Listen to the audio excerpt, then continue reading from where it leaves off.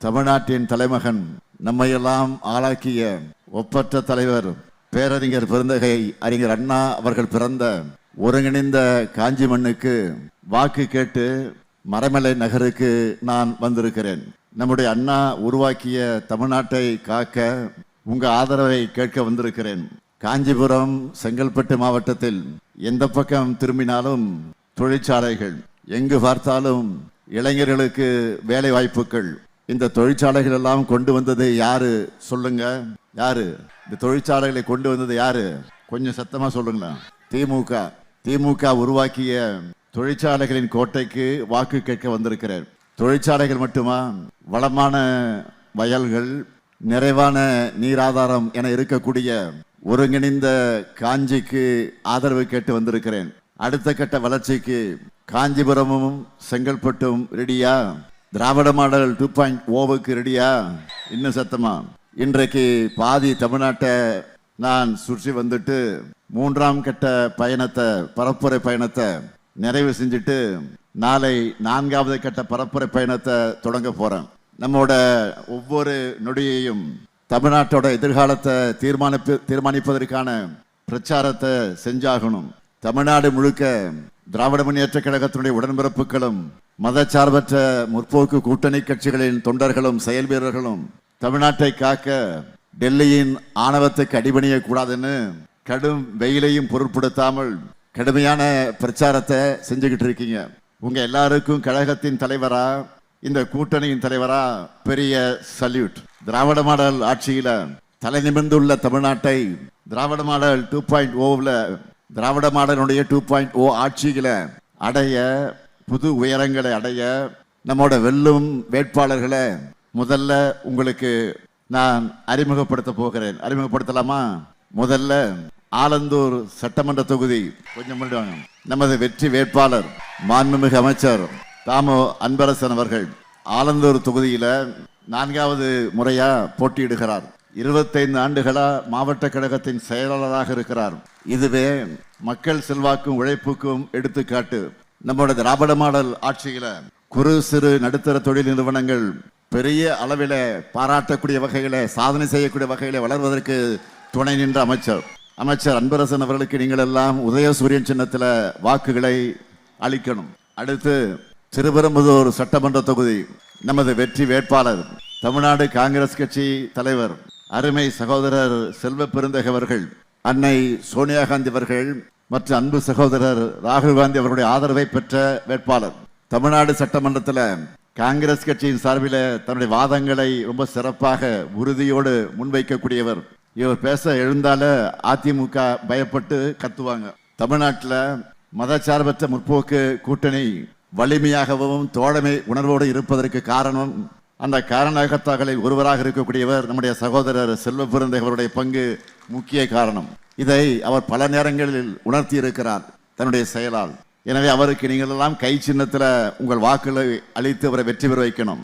அடுத்து உத்தரமேரூர் சட்டமன்ற தொகுதி நமது சுந்தர் அவர்கள் 1989, 1996, 2006, 2016, 2021 என தொடர்ந்து உத்தரமேரூர் தொகுதி மக்களுடைய நம்பிக்கையும் நன்மதிப்பையும் பெற்ற செயல் வீரர் வெற்றி வீரர் சுந்தர் அவர்கள்.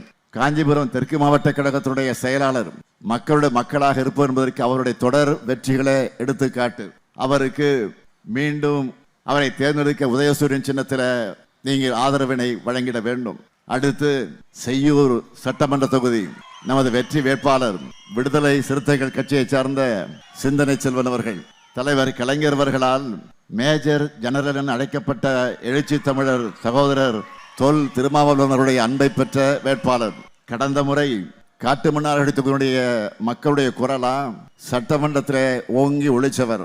சிந்தனை செல்வனை பொறுத்தவரை அவருடைய சிந்தனைகள் மட்டுமல்ல, வளமான அவருடைய குரலும் அதுல ஒலிக்கும், வலிமையான சொற்களும் அவருடைய பேச்சை உற்று கவனிக்க வைக்கும். எனவே அவருக்கு பானை சின்னத்துல உங்கள் வாக்குகளை அளித்து அவரை வெற்றி பெற வைக்கணும்.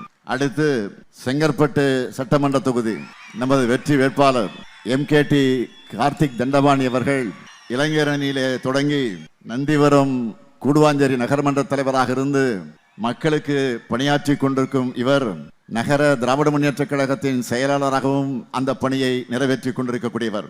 இந்த பகுதியில விளையாட்டு திடல், புது வகுப்பறைகள், பூங்காக்கள், சாலைகள்ல கேமரா, இப்படி ஏராளமான திட்டங்களை நிறைவேற்றி காட்டியிருக்கிறார்.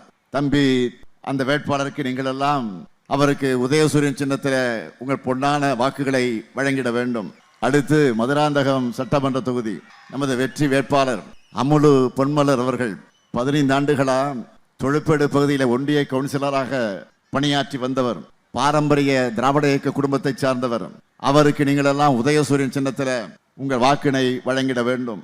அடுத்து தாம்பரம் சட்டமன்ற தொகுதி நமது வெற்றி வேட்பாளர் டாக்டர் RS கிருத்திகா தேவி அவர்கள் கழக மருத்துவரணியின் மாநில துணை செயலாளர், மக்கள் மருத்துவராக அறியப்பட்டவர். இந்திய எதிர்ப்பு போராட்டத்தில் கலந்துகிட்டு கழக தொண்டர் சுப்பையா அவருடைய மகள் மருத்துவர் கிருத்திகா தேவி அவர்களுக்கு நீங்கள் எல்லாம் உதயசூரியன் சின்னத்தில் வாக்கினை வழங்கிட வேண்டும். அடுத்து திருப்போரூர் சட்டமன்ற நமது வேட்பாளர் விடுதலை சிறுத்தைகள் கட்சியை சார்ந்த பன்னீர்தாஸ் அவர்கள், அருமை சகோதரர், எழுச்சி தமிழர், தொல் திருமாவர்களுடைய அன்பை பெற்றவர், விடுதலை சிறுத்தை கட்சியினுடைய மாநில அமைப்பு செயலாளர், சென்னை மாநகராட்சியில வார்டு உறுப்பினராக செயல்பட்டவர். அவருக்கு நீங்கள் எல்லாம் பானை சின்னத்தில் உங்கள் வாக்கினை வழங்கிட வேண்டும். அடுத்து பல்லாவரம் சட்டமன்ற தொகுதியில நமது வெற்றி வேட்பாளர் தேமுதிகவை சார்ந்த அனகை முருகேசன் அவர்கள், என்னுடைய ஆறு நண்பர், நினைவில் வாழக்கூடிய கேப்டன் விஜயகாந்த் அவருடைய வலதுகரமா செயல்பட்டு இன்றைக்கு சகோதரி பிரேமலதா விஜயகாந்த் அவர்களால் வேட்பாளராக நிறுத்தப்பட்டிருக்கிறார். செங்கல்பட்டு சட்டமன்ற உறுப்பினராக இருந்து பணியாற்றினவர். அவருக்கு நீங்களெல்லாம் முரசு சின்னத்தில் உங்களுடைய பொன்னான வாக்கினை வழங்கிட வேண்டும். அடுத்து மதுரவாயல் சட்டமன்ற தொகுதி நமது வெற்றி வேட்பாளர் காரம்பாக்கம் கணபதி அவர்கள் 2 முறை காரம்பாக்கத்தினுடைய ஊராட்சி மன்ற தலைவராகவும் 1 முறை மாநகராட்சி மன்ற உறுப்பினராக இருந்து மக்களுக்கு பணியாற்றிய அவருக்கு கடந்த முறை சட்டமன்ற வாய்ப்பு கொடுக்கப்பட்டு நெற்குன்றம் அடுக்குமாடி குடியிருப்புகள், நொலம்பூர் கூவமாற்றின் குறுக்கே பாலம் உள்ளிட்டவற்றை செயல்படுத்தி இருக்கிறார். அவருக்கு உதயசூரியன் சின்னத்தில் உங்கள் வாக்குகளை அளிக்க வேண்டும். அடுத்து காஞ்சிபுரம் சட்டமன்ற தொகுதி நமது வெற்றி வேட்பாளர் நித்யா சுகுமார் அவர்கள், கழகத்தில் தலைமை செயற்குழு உறுப்பினரான இவர் மாவட்ட ஊராட்சி குழு துணைத் தலைவராகவும் மக்கள் பணி ஆற்றி இருக்கிறார். மக்கள் சேவையிலே முன்னாடி நின்று செயல்படுகிறவர். அவருக்கு நீங்கள் எல்லாம் உதயசூரியன் சின்னத்தில் வாக்கினை வழங்கி வெற்றி பெற வைக்கணும்.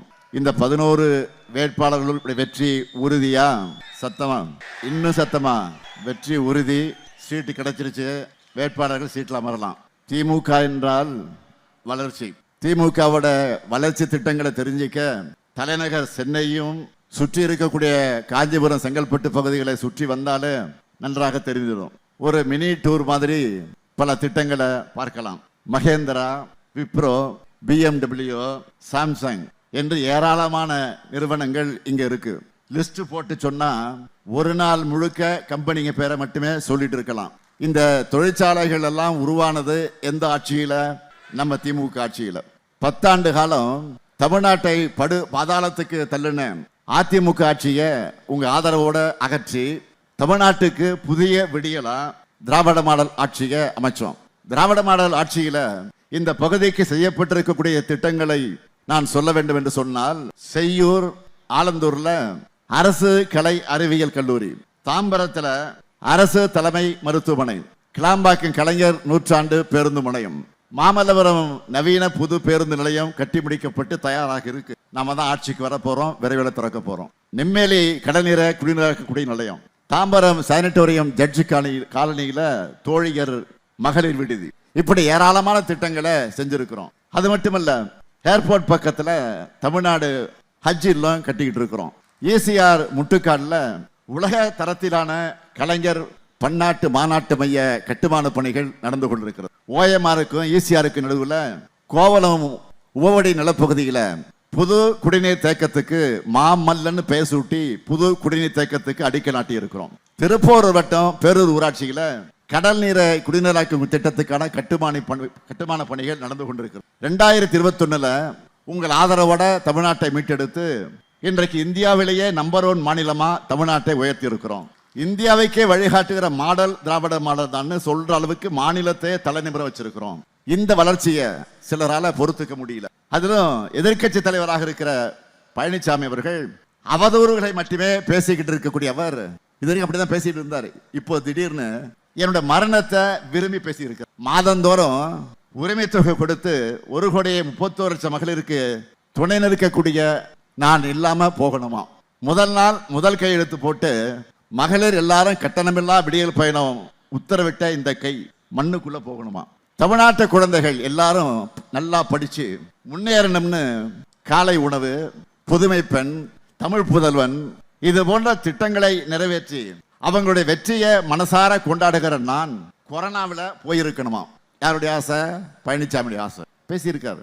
ஏழை எளிய மக்கள் உடல்நலத்தோடு இருக்க வேண்டும் என்று மக்களை தேடி மருத்துவம், இன்னும் காப்போம் நம்மை காக்க 48, நலம் காக்கும் ஸ்டாலின், இதயம் காப்போம் அந்த திட்டம், கலைஞர் நூற்றாண்டு பன்னோக்கு மருத்துவமனை, இது மாதிரியான திட்டங்களை செயல்படுத்துகிற இந்த ஸ்டாலின் இல்லாம போகணுமா. பழனிசாமி அவர்களே, இந்த உலகத்துல மரணத்தை சந்திக்காத எந்த மனிதரும் இல்ல.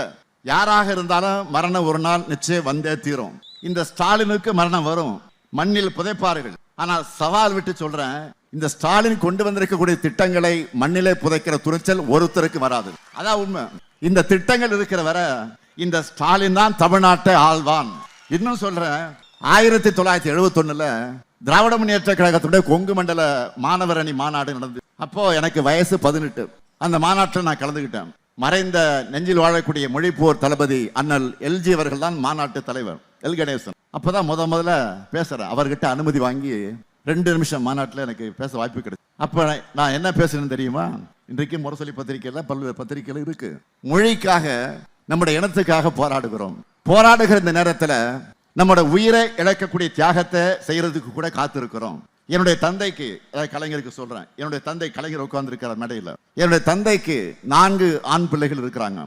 அந்த 4 ஆண் பிள்ளைகள்ல ஒரு ஆண் பிள்ளை போயிடுற காரணத்தினால என்னுடைய தந்தை நிச்சயமாக கவலைப்பட மாட்டார். காரணம், மொழிக்காக இனத்துக்காக தனையனை இழந்த தந்தைன்னு என்னுடைய தந்தைக்கு பாராட்டு கிடைக்கும் என்று நான் பேசினேன். அப்படி பேசியவன் தான் உங்கள் முன்னால் இருக்கிற இந்த ஸ்டாலின். இதெல்லாம் அரசியல் அழுக்காக இருக்கக்கூடிய பழனிசாமிக்கு தெரியுமா? இவ்வளவும் பேசிட்டு பழனிசாமி இவ்வளவும் பேசிட்டு இன்னைக்கு காலையில என்ன சொல்றா தெரியுமா?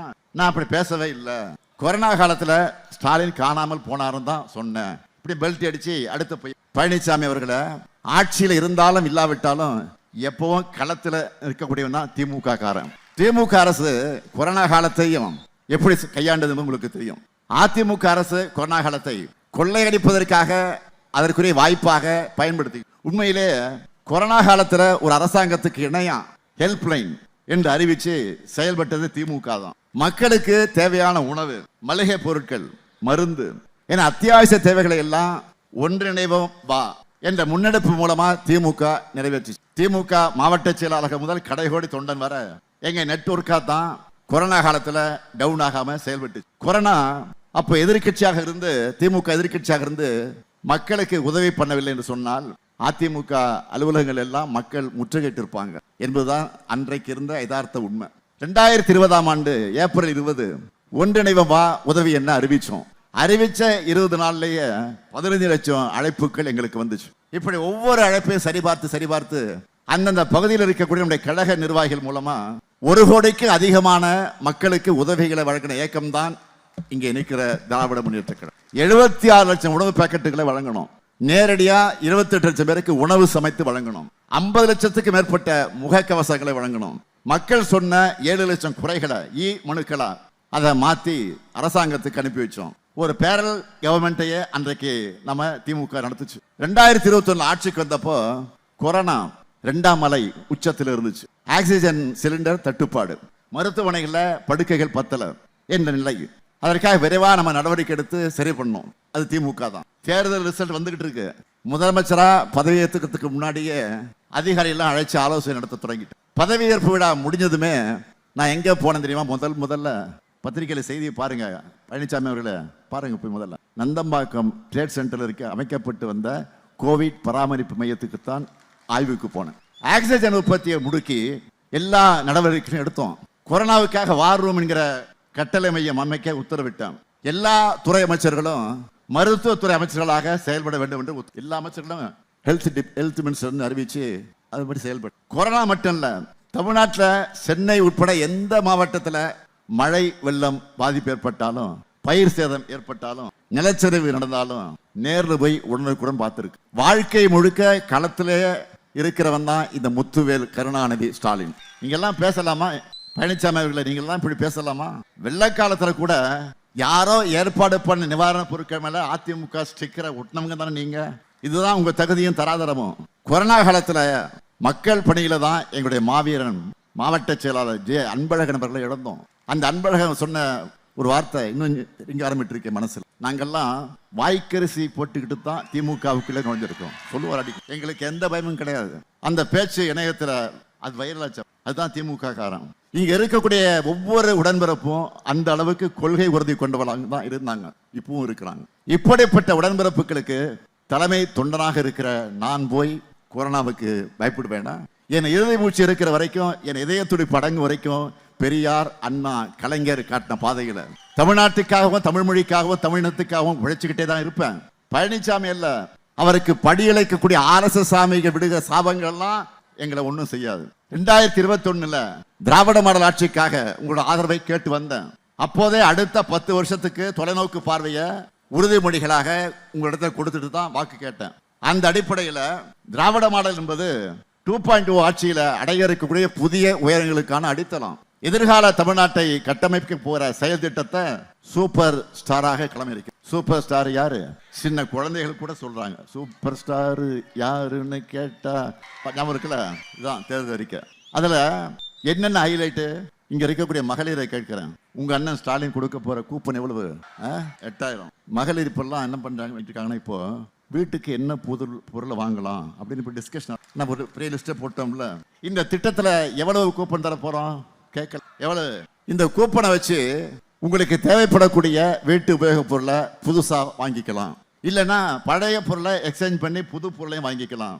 உங்களுக்கு பிடிச்ச கடையில் உங்களுக்கு பிடிச்ச பிராண்டை வாங்கிக்கலாம். அதுவும் பெண்கள், தாய்மார்கள், மகளிரை பொறுத்த வரைக்கும் இன்னும் சொல்றேன், உங்க ஹஸ்பண்ட்லாம் உங்க சாய்ஸ், எது வேணா வாங்கிக்கலாம். யாராவது சொன்னாங்கன்னா அண்ணன் சொல்லிட்டாரு சும்மா இருப்பான்னு ஒன்றும் இல்லை. ஒரு புடவை வாங்கி கடைக்கு போறீங்க, புடவை வாங்குறது ஒரே ஒரு புடவை தான் வாங்க போறீங்க. ஆனால் ஷோ கேஸ்ல இருக்க எல்லா புடவை அந்த கடைக்கார இடத்துல இல்லாத கேள்வி தான் கேட்பீங்கல்ல. இதுனா சிலுக்கா, காட்டனா, தண்ணியில் போட்டா சுருங்குமா, சாயம் போகுமா, இவ்வளவு கேட்குறீங்களா? கலர் கலராக பார்க்குறீங்களா? எடுத்து அவன் இருக்கும் லைட்டு தான் நல்லா பிரைட்டாக தான் இருக்கும் அது. ஆனால் அதை நம்ப மாட்டீங்க நீங்க. அந்த புடவை எடுத்து வெளியில வந்து சூரிய வெளிச்சம், அங்கேயும் சூரியன் தான் பாருங்க.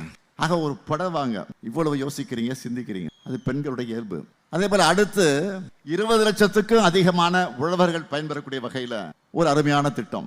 உழவர்கள் பயன்பெறக்கூடிய வகையில நவீன மின்சார பெட்டிகள் வழங்கும். அதே போல இப்போ உரிமை தொகை எவ்வளவு வழங்கிட்டு இருக்கிறோம்? 2 மடங்காக உயரப்போம். புதுமை பெண் திட்டமும் தமிழ் புதன் திட்டமும் 1500 ரூபாய்க்கு உயரப்போகும். காலை உணவு திட்டம் இதுவரைக்கும் 8ஆம் வகுப்பு வரை கூட, 5ஆம் வகுப்பு வரை.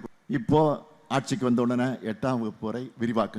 உயர்கல்வி முடிச்சிருக்கக்கூடிய 5 லட்சம் இளைஞர்கள் வேலை வாய்ப்பு பெறக்கூடிய வகையில நான் உதவும் திட்டத்தில் 1500 ரூபாய் உதவி தொகையோடு 6 மாசம் பயிற்சி வழங்கும். கலைஞர் கனவு இல்லம் உள்ளிட்ட திட்டங்கள் மூலமா வீடற்ற ஏழைகளுக்கு அடுத்த 5 வருஷத்துல 10 லட்சம் வீடுகளை கட்டி. வட மாவட்டங்களுக்கான சிறப்பு வளர்ச்சி திட்டம். சென்னை சுற்றுச்சாலை ஒட்டிய செங்கற்பட்டு, காஞ்சிபுரம் மற்றும் திருவள்ளூர் மாவட்டங்கள்ல புதிய தொழிற்பேட்டைகள் உருவாக்கப்பட்டு ஏற்றுமதி வாய்ப்புகள் அதில் அதிகரிக்கும். நாங்க சொன்னதை செய். நான் கலைஞருடைய மகன், சொன்னதை மறக்க மாட்டேன், மறுக்க மாட்டேன். பாஜகவுடைய கிளை செயலாளராக பல்லை காட்டும் பாதம் தாங்கி பழனிசாமியால இப்படியெல்லாம் சாதனைகளை பட்டியலிட்டு சொல்ல முடியுமா?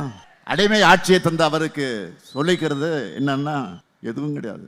எந்த சாதனை பழனிசாமியுடைய லட்சணம் உங்களுக்கு தெரியாதா? இங்கிருந்து 50-60 கிலோமீட்டர் தூரத்துல தான் கூவத்தூர் இருக்கு. அங்க கூத்தடிச்சாங்க. கூவத்தூர்ல கூத்தடிச்சவங்க அவங்க. அந்த அவமான காட்சிகள் நாடு முழுக்க ஒளிபரப்பாகி எல்லோரும் வெட்கி தலை குடிஞ்சிட்டு இருக்கிறோம். அப்படி முதலமைச்சரான பழனிசாமியும் அமைச்சரவை ஆசாமிகளும் ஆமாம் சாமிகளும் என்னென்ன ஆட்டம் போட்டாங்கன்னு உங்களுக்கே தெரியும். அந்த அவலங்களுக்குள்ள நான் அதிகமாக போக விரும்பல. கூவத்தூர் ஆட்டத்தையே பொறுக்காத தமிழ்நாடு இப்போ பாஜக கூட சேர்ந்து போடுற ஆட்டத்தையா பொறுத்துக்கு போகுது. Wait and see Palaniswami, wait and see. April 23ஆம் தேதி உங்களுடைய கொட்டத்துக்கு வாயு கொழுப்புக்கு முடிவு கட்டுகிற ஜட்ஜ்மெண்ட் 23. நான் மறுபடியும் அழுத்தமாக சொல்லுகிறேன், பாஜக போடுறது எதுவுமே ஷார்ட் டெம்பர் பிளான் தான். எல்லாமே லாங் டேர்ம் பிளான். அந்த பிளான்களை செய்யறதுக்கான துரோகியா தேர்ந்தெடுக்கப்பட்டிருக்கக்கூடிய முதன்மை அடிமைதான் பழனிசாமி. பழனிசாமி அவர்களை நான் சுட்டி காட்டுறதில்ல, புது ரோஷம் வந்து நீங்க எதையும் செய்ய போறதில்ல. அதனால ஒட்டுமொத்த தமிழ்நாடு சார்பா உங்ககிட்ட ஒண்ணு கேட்கிறேன். புரட்சி தலைவர் எம்ஜிஆர் தலைமையில் இருந்து இப்ப காலத்தின் கோலமா உங்கள் கையில சிக்கி இருக்கக்கூடிய கட்சியோட பேர்ல இருந்து அண்ணாவோட பேர் எடுத்துடுங்க, திராவிடத்தை எடுத்துடுங்க. அதுக்கு பிறகு காவி வேட்டி கட்டிக்கிட்டு பியூஷ் கோயல் பாட்னாஸ் பிரதான் அமித்ஷா மோடின்னு யாருக்கு வேணாலும் காவடி தூக்குங்க, நாங்க வேணான்னு சொல்ல. தமிழ்நாட்டை பொறுத்த வரைக்கும் பாசிச பாஜகவும் அடிமை அதிமுகவும் வேரோடும் வேரடி மண்ணோடும் வீழ்த்தப்பட போவது நிச்சயம், உறுதி உறுதி. நான் தமிழ்நாட்டு மக்களுக்கு சொல்றதெல்லாம் டபுள் இன்ஜின் டப்பா இன்ஜின் வர்றதுக்கு எதுக்காக? உரிமை தொகையை நிறுத்துவதற்காக, விடியல் பயணத்தை முடக்கிறதுக்காக, தமிழ் புதல்வன் புதுமை பெண் போன்ற திட்டங்களை தடுக்கிறதுக்காக, இடஒதுக்கீடு உரிமையை பறித்து சமூக நீதியை படுகொலியை தள்ளுவதற்காக. இது எதையுமே நான் கற்பனையா சொல்லல. பாஜக ஆட்சி செய்கிற மாநிலங்கள்ல இப்படித்தான் செஞ்சிருக்காங்க. இவங்களுக்கு அளிக்கிற வாக்கு என்பது தமிழ்நாட்டுடைய முன்னேற்றத்திற்கு போடப்படுகிற தடை கற்கள். இதை மக்கள் உணரணும்.